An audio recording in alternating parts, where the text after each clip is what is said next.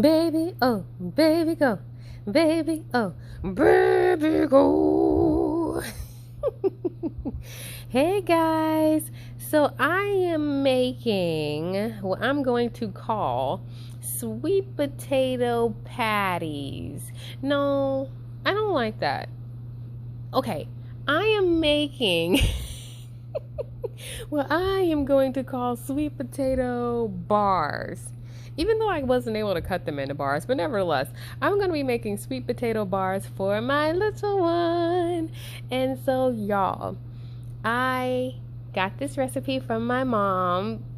She actually made it for me when I was very, very young.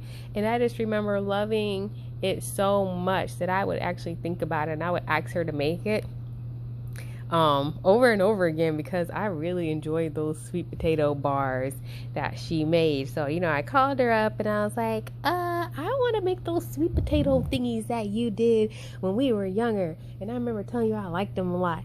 And so she gave me her recipe, which, didn't have any measurements because this was all over the phone. And she just pretty much told me what she put in it. And so I was like, okay, I got it. Because as you guys all know, I do not to measure much of anything. So I was like, once she told me what she put in it, I just kind of winged it and eyeballed it.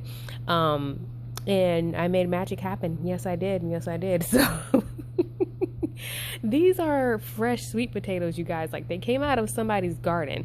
So they have a lot of black holes in them.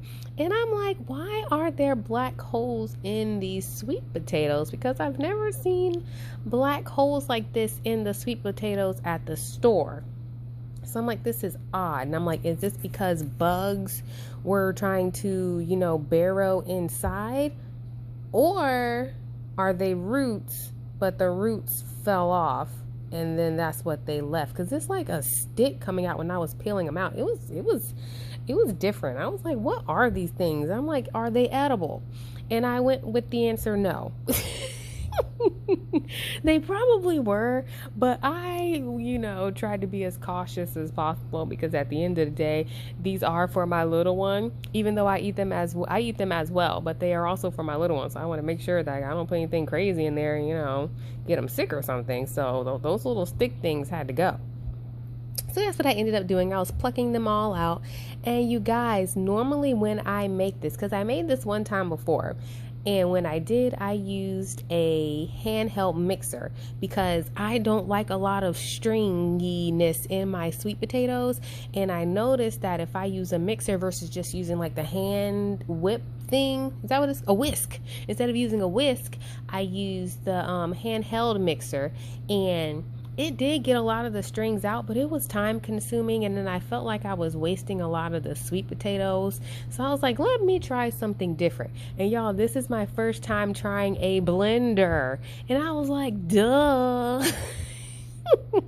I should have been used a blender. Using a blender is 10 times better.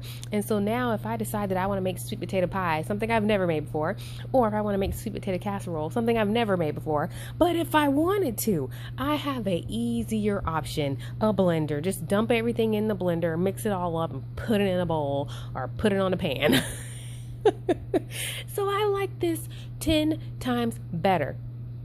And so you guys, my mom was telling me, brown sugar, flour, vanilla. She said butter. I didn't add butter because I don't know why I just didn't want butter in it. So I didn't add it. But I did add the brown sugar, and then I was like, you know what? Let's add a little white sugar too, just in case it's not sweet enough. But y'all, I did not need this much brown sugar because sweet potatoes are sweet by themselves. Why I decided to add so much, I don't know. And not only that, I used whatever was left in that Ziploc bag, and I could have just poured it in there if I was going to do all that. I was just being extra. But anyways... Not only did I add brown sugar, I added white sugar, and then I also added honey. Yes. I mean, I was going all out with the sweetness. And I was like, okay, so this is not going to be like a snack bar. This is going to be like a dessert bar because I am adding a lot of sugary substances to this dish. And a lot, I'm gonna say a lot of unnecessary sugary substances. Now, what I could probably take away is definitely the white sugar, and I could also probably take away about half of that brown sugar. But if you like it sweet, then keep it all in there. It's not gonna hurt anybody, at least not short term. Short term, you'll be fine. Long term, it wasn't me, okay? But anyways, I added all that, and y'all, for some reason my camera must have cut off because I missed the whole part where I added the white sugar and the flour. I did not know how much flour to add, so I just kind of scooped up about 4 little spoonfuls, and I was like, yep, that looks about right. And that is honestly what I did. And then I added some vanilla. Do not add too much vanilla. I did that the first time I made this recipe, and it left a little kick. A little twang. It left a little twang afterwards, and I was like, I added way too much vanilla.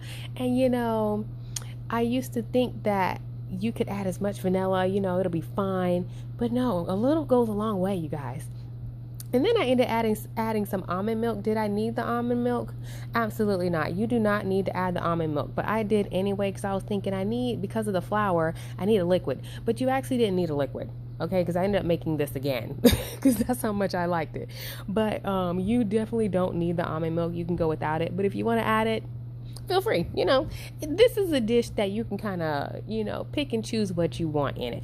And as you can see, I'm blending it all up like that. And then I'm putting it on my little pan. You want it to be on a baking sheet because that way your sides, your edges will be a little more crisp and they end up being chewy. So that's another reason why I liked it when I was younger. So the thinner you put it on your baking sheet, the more or less chewy it will be. Just a little note there. And sidebar, because it's story time. I was on YouTube, as I typically am. And I ended up running into a video of a lady who was trying to wean her 23-month-old off of breast milk. And it really got me to thinking. And I'm like, when I was doing breast milk and formula and all that stuff, my doctor was like, once your child turns 1, they can just go ahead and do the solid foods. They don't need as much milk or anything like that.